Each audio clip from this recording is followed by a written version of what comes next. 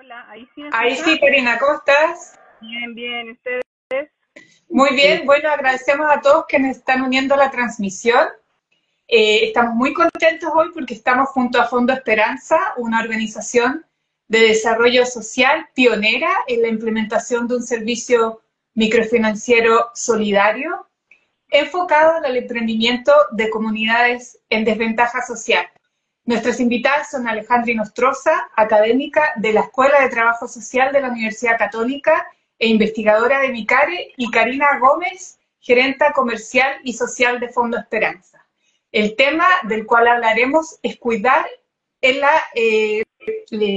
informalidad, trabajo, derechos y precarización. Esta conversación la estamos organizando en el marco de una campaña llamada Supera el estigma, transforma la mirada, con la cual queremos visibilizar diferentes manifestaciones del estigma hacia el cuidado. En esta instancia queremos vincular la evidencia académica a experiencias de trabajo comunitario para reflexionar sobre desafíos y soluciones frente a la informalidad laboral. Alejandra, Karina, muchas gracias, muy bienvenidas. Alejandra, quisiera comenzar preguntándote cuáles son los hallazgos de tu investigación sobre informalidad laboral femenina que llaman más la atención. Sí, muchas gracias también por este espacio, Ana, Karina, por acompañarnos. Creo que uno de los hallazgos más reveladores ha sido cómo la informalidad claramente no es una elección libre o estratégica, sino que más bien una salida forzada, dado trayectorias familiares, responsabilidad de cuidado y también, por supuesto, la ausencia de redes de apoyo para mujeres, ¿sí? Generalmente, y voy a hacer alusión a mi Fondesit, a través de este proyecto y el desarrollo de distintos estudios también con Fondo Esperanza, hemos observado una fuerte transmisión intergeneracional de prácticas informales de mujeres a sus hijas, a diferencia de sus hijos que no ocurre lo mismo. Además, en el contexto pandémico, se evidenció que muchas mujeres en autoempleo informal vieron deteriorada su salud asociado a su calidad de vida. Por lo tanto, se complejizó lo que se conoce como el concepto de emprendimiento y como la visión de autonomía femenina. Claramente la pandemia vino eh, a dar un golpe aún más fuerte a estas mujeres informales, ¿sí? A pesar de esto, también hay estudios que estamos realizando precisamente este año, que también muestra que las mujeres han sido capaces de articular la creatividad y eficacia de tiempo y espacio, descubriendo que muchas veces el poco tiempo y grandes responsabilidades que manejan la han hecho que generen más redes de apoyo informales entre ellas mismas, adaptaciones a los espacios hogar. Muchas mujeres microemprenden y cuidan en su propio espacio hogar. Por lo tanto, esto les ha permitido desarrollar esto como una herramienta para poder desarrollar principalmente de forma efectiva su emprendimiento y también sus responsabilidades de cuidado. Karina, ¿y cómo dialogan estos hallazgos con lo que ustedes observan en su trabajo diario con mujeres emprendedoras? Sí, bueno, ha sido de mucha contribución la línea de investigación que está teniendo Micare con la Católica, ¿cierto? Encabezado ahí por Alejandra. Y claro, no es una novedad, ¿cierto?, la crisis del cuidado y cómo esta impacta en las trayectorias de las emprendedoras. Y a mí me gustaría situarlo como en evidencia súper concreta. O sea, la crisis del cuidado, el que le dediquen 3 veces el tiempo al cuidado y labores domésticas que un hombre que tiene un emprendimiento dentro del mismo Fondo Esperanza, emprendedor y emprendedora comparado, le dedica 3 veces más una mujer, y eso impacta de forma directa, por ejemplo, en la consecución de sus ganancias. Hoy día una emprendedora de Fondo Esperanza y también en otros estudios fuera de Fondo Esperanza, por dedicarle menos tiempo al emprendimiento y más al cuidado, está ganando 30% menos en su emprendimiento, que principalmente es su fuente de ingresos. Por lo tanto, vemos como esta declaración, ¿cierto?, que constantemente vemos en cuanto a la crisis que tenemos del cuidado se materializa en calidad de vida y en fuentes de ingreso directas. Y dentro de los hallazgos más importantes, creo yo, en una línea que ha desarrollado la investigación, es cómo podemos generar incentivos para la formalización. Se ha hablado un montón de la formalización o de la informalidad y la criminalización que hoy día vemos, ¿cierto?, en redes sociales o los medios de comunicación. Y para nosotros formalización no es más que vulnerabilidad, no es más que desprotección social.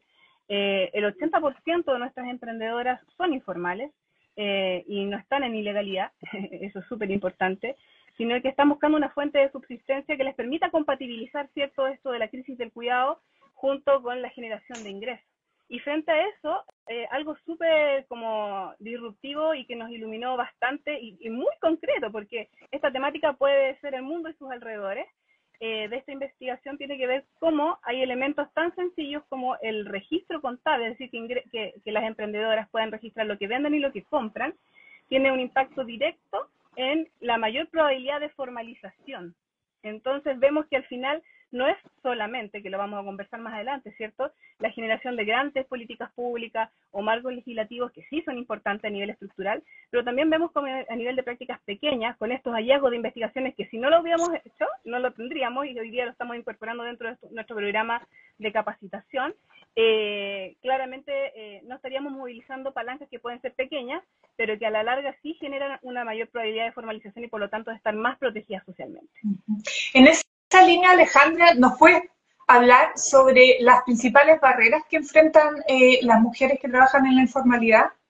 Sí, mira, bueno, súper importante lo que dice Karina, ese estudio de contabilidad, creo que es central, porque cuando también pensamos en cómo concretamente ayudar a estas mujeres, hombres informales, uno piensa como contabilidad y en realidad este mismo estudio mostró que era una contabilidad básica, rudimentaria, un registro en papel. Entonces, ¿qué impacto tiene este tipo de cosas? Y en el fondo, cómo la investigación también puede aportar a instituciones como Fondo Esperanza, ¿sí? Bueno, respondiéndote, Ana, yo creo que una de las más frecuentes que hablan de la informalidad femenina tienen relación con lo que hemos conversado, con la sobrecarga de trabajo de cuidado no remunerado, la falta de acceso a la seguridad social y el impacto que tiene para estas mujeres a lo largo de su vida, sobre todo cuando son adultas mayores y en un momento clave en que está asociada a mayor vulnerabilidad, mayor precarización, también limitaciones respecto al reconocimiento de sus actividades como económicas propiamente tal, ¿sí? En eso Fondo Esperanza da un gran giro y reconoce esta actividad como relevante, como su principal fuente de trabajo.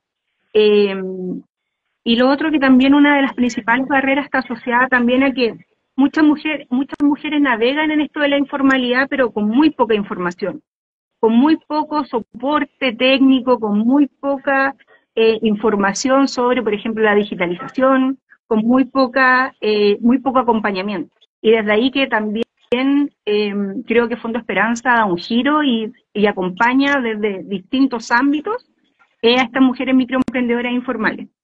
Y bueno, sin duda, todos los obstáculos culturales que enfrentamos como sociedad y que en el fondo relegan a la mujer al trabajo doméstico, que dificulta por lo tanto su autonomía económica. Karina, ¿y en qué medida estas barreras se reflejan en los casos que ustedes apoyan? Bueno, por ejemplo, me voy a tomar del hilo que plantea Alejandra en torno a la digitalización. Hoy día la inclusión financiera y la autonomía económica no se puede pensar si no es de la mano con la inclusión digital, ¿ya? Tenemos en este segmento de emprendedoras de subsistencia, principalmente mujeres ya, al menos un 30% de ellas y de ellos declaran que tienen algún tipo de dificultad para poder acceder, por ejemplo, a Internet, o que les da temor o que necesitan ser asistidos. Entonces, la brecha digital post-pandemia, claramente previo a la pandemia era un tema, pero post-pandemia hoy día ya llega a ser como un derecho básico o un elemento básico de todo diseño de intervención social, ¿cierto? Porque claramente al hacer inclusión financiera, por ejemplo, hoy día todas las postulaciones a los créditos o a los subsidios está a través de formularios digitalizados. Entonces, en la medida que no abordemos la digitalización, se va a generar un nivel de exclusión mucho más profundo del que hoy día tienen las emprendedoras a las cuales estamos tanto estudiando como trabajando, ¿cierto?, en Fondo Esperanza. Eso diría, y es súper importante dentro de los aprendizajes que hemos tenido, que para poder abordar esto, que puede ser, insisto, una gran declaración, no generar mayor exclusión digital, y lo que hemos aprendido en este camino es que no podemos hacer inclusión digital solo digitalmente. Entonces, por eso lo que planteaba Alejandra, de los modelos de acompañamiento en los diseños de intervención son centrales, porque tenemos, por ejemplo, adultas mayores o personas simplemente que tienen aparatos muy antiguos, ¿ya? Que no tienen acceso a este tipo de plataformas o aplicaciones que también, por ejemplo, hoy día, ¿cuánto Moodle anda dando vuelta para que se puedan capacitar? Entonces, si tienen celulares muy antiguos o planes muy precarios, claramente no van a poder acceder. Entonces, desde esa línea, diseñar programas que tengan al centro el acceso, pero también la alfabetización y el acompañamiento en esta digitalización son vitales a la hora de incluir. Y así las otras veces que también mencionó Alejandra, que me gustaría ir profundizando más adelante. Bueno, les recordamos a quienes se están uniendo recién a la transmisión que estamos conversando con Alejandra Inostroza, académica de la Escuela de Trabajo Social de la Universidad Católica, investigadora de MICARE, y Karina Gómez, gerenta social y comercial de Fondo Esperanza. Alejandra, ¿qué tipo de políticas consideras que son urgentes para abordar la informalidad laboral desde una perspectiva de género? Sí, yo creo que ahí lo principal es pensar y diseñar políticas públicas intersectoriales que hagan conversar estas cosas, ¿sí? No sé, a veces estamos mirando el trabajo como que el trabajo fuera en una isla o el cuidado fuera en otra isla. Entonces,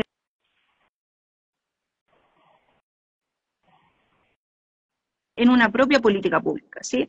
Esto implica integrar, obviamente, la informalidad femenina como una labor que surge muchas veces de la misma necesidad de ejercer cuidado, ¿sí? O el de querer desarrollar también actividades económicas flexibles, la flexibilidad laboral, ¿sí? Y que se tienen que ajustar día a día con las demandas de estas mujeres, fortalecer, por ejemplo, la capacidad de asociatividad a través, por ejemplo, de cooperativas de cuidado, que también es algo que estamos desarrollando, promover también mecanismos sólidos para pensar la protección social adaptada y estas trayectorias laborales distintas. ¿Sí? Y ahí también, como conversábamos con Karina, el tema del acceso a la tecnología y el financiamiento son clave para pensar en verdad en políticas públicas que en verdad sean a largo plazo. Además, y desde ahí, creo importante que se piense y se repiense la institucionalidad del trabajo y generar, en el fondo, indicadores que visibilicen la participación femenina en todos sus ámbitos. Y dentro de eso, la economía informal, que es donde en el fondo hay muchas mujeres, más de las que nosotros creemos. Karina, y desde la experiencia de Fondo Esperanza, ¿qué políticas creen ustedes que son las que funcionarían en la vida real, digamos? En la vida real. Me encanta. Sí, a ver, yo soy una fan del Sistema Nacional de Cuidado.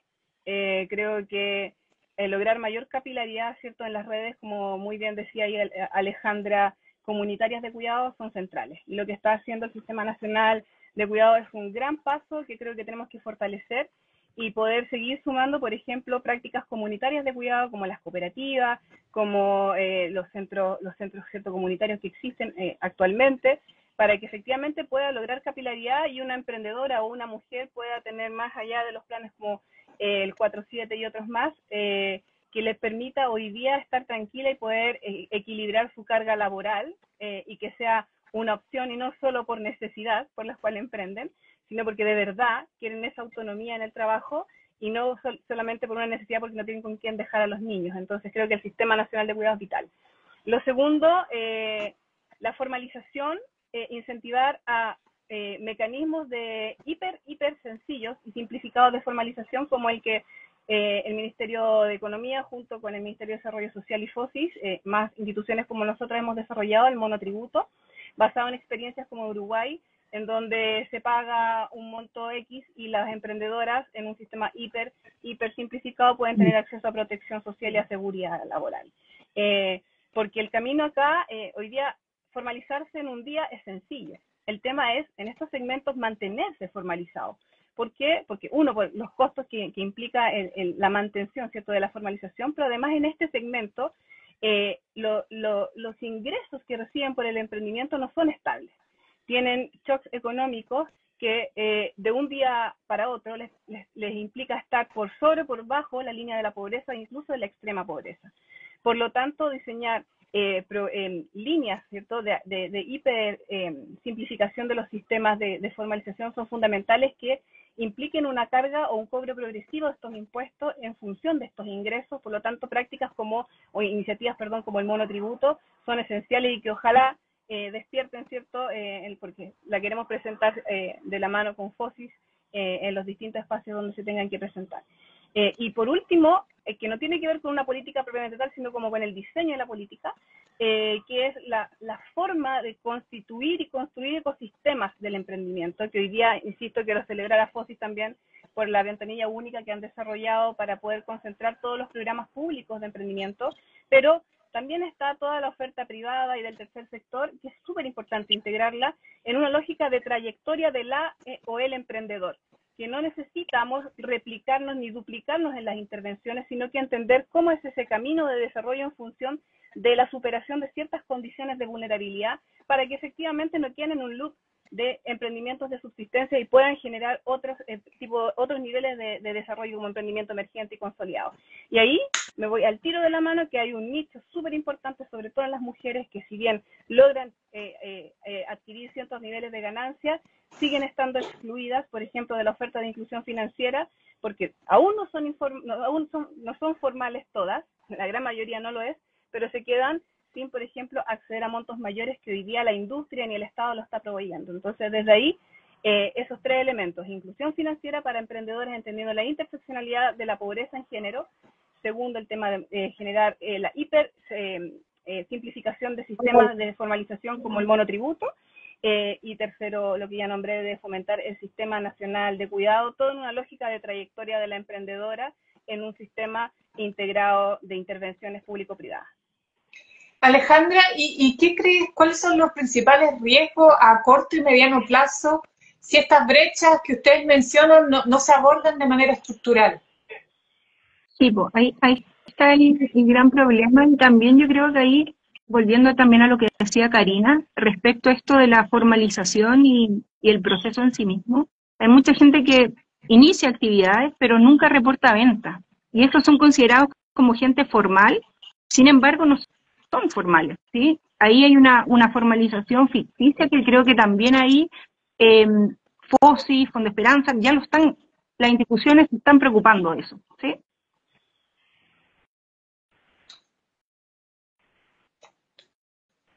Es la profundización de la feminización de la pobreza. ¿Me fui? ¿Ahí sí? Sí, ahí sí. Sí. Bueno, yo creo que el principal riesgo es la profundización de la feminización de la pobreza, principalmente en estos contextos de crisis o envejecimiento poblacional que estamos viendo fuertemente, ¿sí? Si no se actúa como señala Diana, estructuralmente, muchas mujeres van a seguir envejeciendo en condiciones de informalidad, ¿sí? Sin acceso a una jubilación digna ni tampoco servicio de cuidado, que deberían verse sí o sí comunitarios. Yo creo que tenemos que transitar para allá. También hay un riesgo, obviamente, para la cohesión social, ya que obviamente se siguen perpetuando estas desigualdades estructurales que afectan la autonomía, que afectan la salud mental y la calidad de vida de millones de mujeres, ¿sí? En el mediano plazo también esto va a tensionar los sistemas de protección social y va a limitar, por lo tanto, el desarrollo económico inclusivo de nuestra sociedad. Así que es algo que hay que mirar ahora, ¿sí? Karina, no sé si ven en Fondo Esperanza, ustedes tienen identificado ciertos datos o evidencia que les serviría para mejorar su programa o su trabajo de incidencia. Sí, bueno, como te planteaba al inicio, por ejemplo, este tema de la importancia de prácticas tan sencillas como los registros contables deben estar al centro de todas las intervenciones en emprendimiento, y ojalá sean digitalizados y que sea una práctica que sea recurrente y exigible, porque vemos que hay correlación directa con los niveles de formalización. Insisto, no hay que pensar solo en medidas súper estructurales como las que acabo de hablar, como el monoproducto, que son vitales, sino que también pensar en los microcambios, los diseños de las intervenciones. Por ahí es muy, muy importante.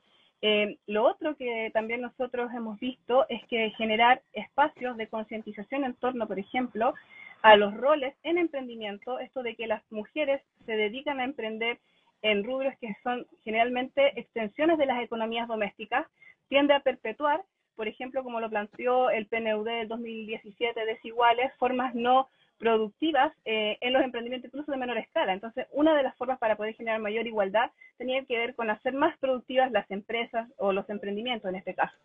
Entonces, tener emprendimientos que están asociados a rubros menos rentables, que generalmente son asociados a rubros que están heteronormados y género normado, claramente lleva a tener un loop en torno a la no productividad de estos emprendimientos y a la no rentabilidad. Entonces, generar reflexiones de género en torno específicamente al rubro, no solo a la corresponsabilidad, que es lo más tradicional, ¿cierto?, en lo que hablamos cuando hablamos en economía del cuidado, sino que también a qué tipo de rubros estás desempeñando. Los programas de capacitación son centrales.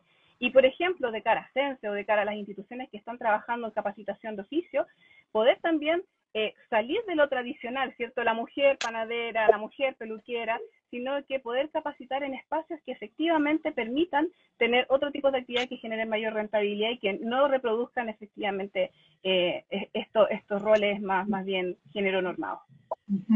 Bueno, muchas gracias Alejandra y Karina, y estamos llegando al final de la conversación. No sé si tienen algún mensaje final que quisieran, ya sea dirigido a quienes diseñan políticas públicas en el ámbito laboral o a las emprendedoras. Alejandra. Sí, yo creo que ahí es importante pensar en que no se pueden diseñar políticas públicas sin tener esta perspectiva interseccional, que reconozca las múltiples dimensiones que configuran la informalidad femenina y dejar de satanizarla y salir de ahí. Necesitamos políticas públicas, como decía Karina, que miren el territorio, que escuchen a la mujer en sus contextos, que articulen las dimensiones de trabajo, cuidado y género, pero también de la comunidad, porque claramente la informalidad no es solo una cuestión de empleo, sino es un síntoma de también las desigualdades más amplias en nuestro país. Alejandra, perdón, Karina. Sí, bueno, hoy día la necesidad es mucha. Nosotros tenemos mapeado distintos segmentos prioritarios donde están migrantes, donde están jóvenes, la economía plateada o los adultos y adultas mayores, que muy bien hablaba Alejandra. Y si solo lo llevamos a los resultados de la última encuesta M, tenemos 1.100.000 de emprendedores informales, que si lo situamos en lo que ha sido el tenor de esta conversación, informalidad igual a vulnerabilidad, la tarea es ardua. Entonces, desde ahí es crítico que las instituciones, tanto públicas y privadas, conozcamos primero lo que hacemos y luego generemos estos ecosistemas de intervención, como muy bien decía Alejandra, desde la interseccionalidad, y que no dupliquemos. Yo siempre digo, la pólvora ya está inventada. Por favor, tomemos los distintos tipos de intervención y hagamos una correlación y este ecosistema que nos permita poner efectivamente las necesidades de las mujeres, en este caso, al centro, y generar estas trayectorias de desarrollo que les permita efectivamente salir de forma contundente y sostenible de su condición de vulnerabilidad y poder soñar y ser más libres, ¿cierto?, desde el punto de vista de los caminos que ellas quieran tomar. Bueno, agradecemos a todos quienes se unieron a la transmisión, a Alejandra, a Karina. Los dejamos invitados a quienes quieran saber más sobre el trabajo de Micare a visitar la página web micare.cl y, por supuesto, la página de Fondo Esperanza, fondoesperanza.cl. Esta conversación va a quedar alojada por si llegaron tarde o después quieren compartirla. Y los dejamos invitados a una próxima oportunidad y a seguir en nuestras redes sociales la campaña Supera el estigma, transforma la mirada. Que tengan muy buena tarde. Muchas gracias. Chao, un abrazo. Un abrazo.